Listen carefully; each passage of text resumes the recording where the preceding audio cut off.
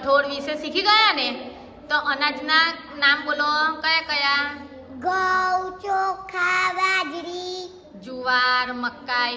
તો ઘઉંમાંથી કઈ કઈ વાનગી બને? રોટલી, મુઠિયા ને થેપલા. વેરી ગુડ, ભાખરી ને સુખડી, વેરી ગુડ. પૂરી ને લાડવા, અરે વાહ વાહ, સરસ. શીરો ને લાવડા, હા, સરસ. રોટલી અને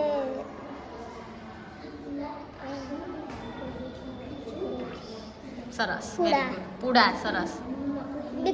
ઇડલી, બિસ્કિટ, સરસ. બ્રેડ, બ્રેડ પણ બને, સાચી વાત છે, વેરી ગુડ.